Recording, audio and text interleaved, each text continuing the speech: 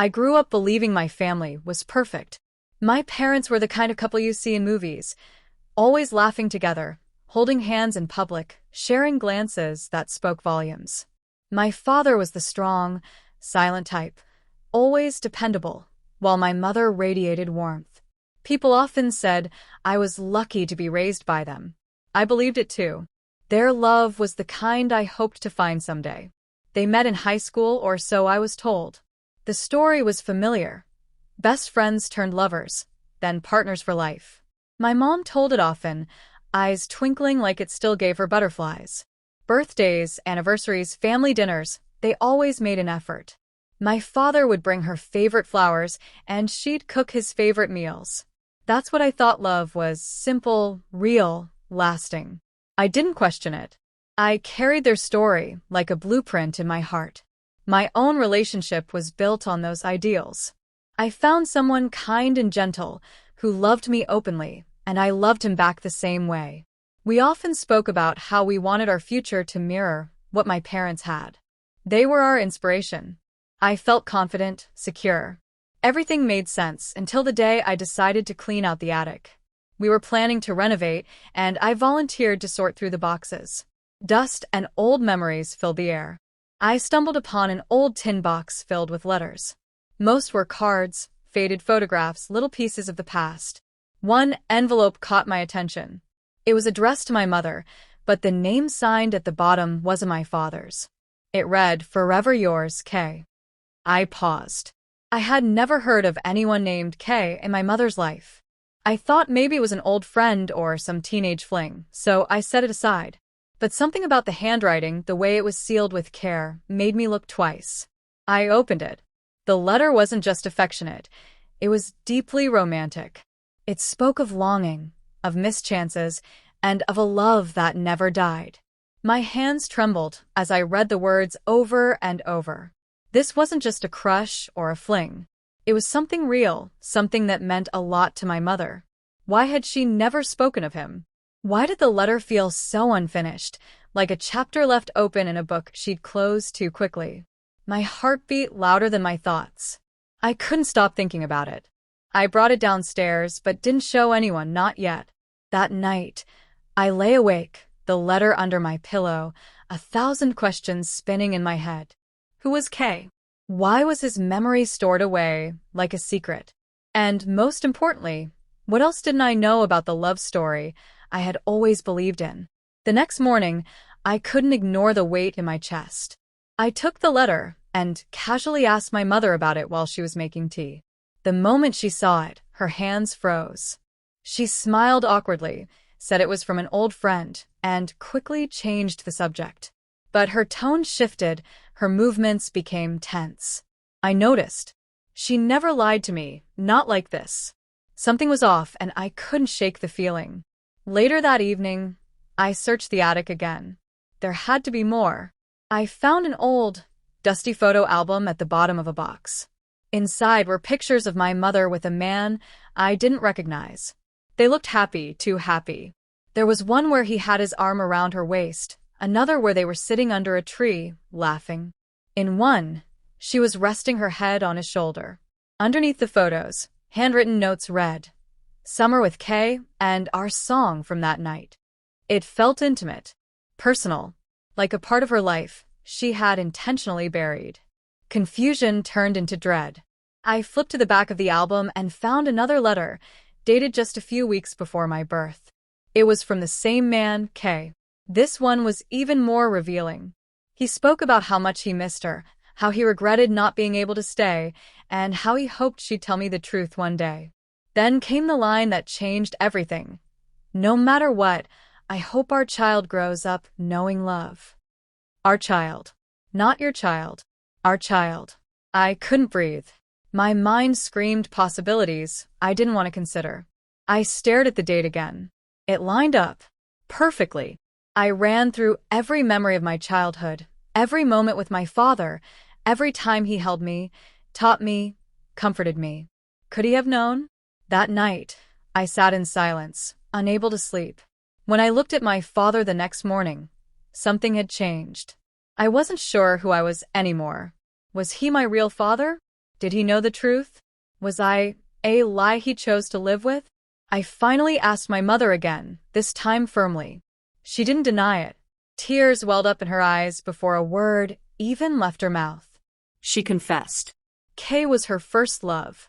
They had been together for years, and she thought they would get married. But when she found out she was pregnant, he left. Said he wasn't ready. She was shattered. Then she met the man I call my father. He knew about the pregnancy, but he loved her anyway. He asked her to marry him and raise me as his own. He chose me, loved me from the beginning, even knowing I wasn't his by blood. I couldn't process it. All this time, my life was built on a truth no one ever told me.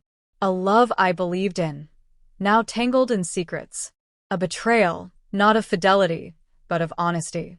And I didn't know who I was more angry with, my mother, the man I never met, or the father who loved me in silence. I avoided both of them for days. I couldn't even look at my mother without seeing the letters, the pictures, the lies. And my father, his kindness, now felt like a mask I hadn't seen through. I didn't know how to face him, but I had to. One evening, I sat across from him and asked the one question that had been burning inside me. Did you always know I wasn't yours? He didn't flinch. He nodded. No hesitation. He said he knew from the beginning, the moment he met my mother. She told him everything before they even married. He looked me in the eyes and said, "You were never someone else's child to me. You were mine from the moment I chose to love you." I wanted to believe him, but I couldn't stop thinking about all the moments where honesty could have happened and didn't. Birthdays, milestones, father-child talks. All of it had a different weight now. I felt like a stranger in my own story. He saw the pain in my face and said he didn't tell me because he didn't want me to feel like I was less than his child. He thought silence was protection, but it felt like betrayal. My mother tried to explain too. She said she was scared I'd grow up resenting her, or wanting to find Kay, or feeling abandoned. She said it was complicated, but I didn't want reasons. I wanted truth. And they had taken that away from me for over 2 decades. Everything I believed about love and family was shifting. I thought love was built on trust. But now it seemed love could also mean hiding things, thinking that lies would somehow protect someone. It made me question my own relationship. I started pulling away from my partner, keeping things to myself, wondering if I even knew what love really meant. If my parents, who looked so perfect together, could hide something this huge, what chance did the rest of us have? I told my partner everything. He listened quietly, didn't judge. Just held my hand and said, "Love isn't perfect. It's choosing someone again and again, even when it's hard." But I wasn't sure if I believed that anymore. The idea of choosing someone after they've lied to you? It didn't sit well. I needed space. From my parents, from the noise in my head.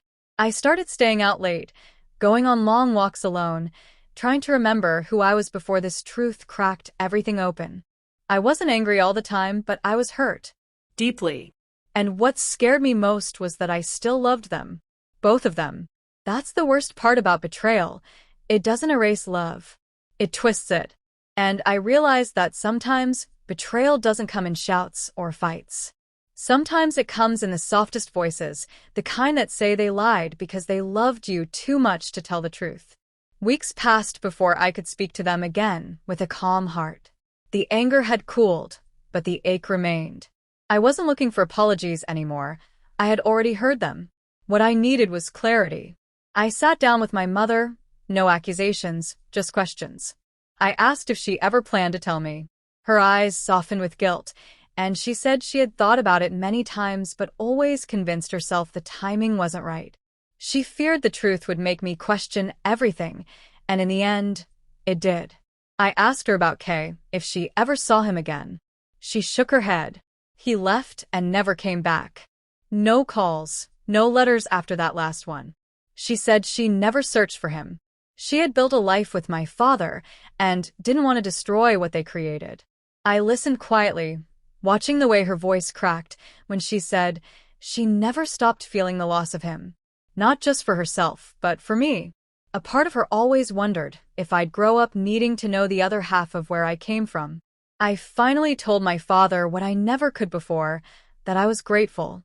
That even though he wasn't my biological father, he never made me feel the difference. I told him he was the one who taught me everything about love, sacrifice, and strength. He looked away for a moment, blinking fast, then said that being my father had been the greatest decision of his life. Not obligation, choice. That word stayed with me. As for Kay, I thought about finding him. For closure, maybe. But deep down, I knew that even if I did, it wouldn't fix anything. He left. He chose to walk away. The man who stayed, who raised me, loved me, showed up every day, was the one who mattered. Biology might answer questions, but it doesn't build a home. Love does. Loyalty does. My partner, and I grew stronger through it. I told him I was scared of becoming like my parents, keeping secrets to protect instead of confronting hard truths.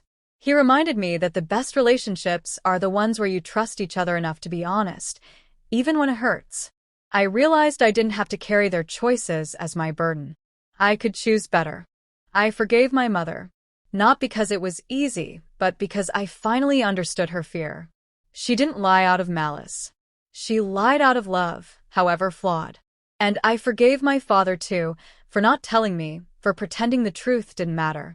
He gave me something no letter or DNA could: unwavering love. The betrayal didn't vanish, but it no longer defined our story. It became a chapter, not the whole book. And while I'll always carry the weight of what I discovered, I also carry something else: the understanding that sometimes love is messy, imperfect, and full of mistakes. But if it survives truth, it's real.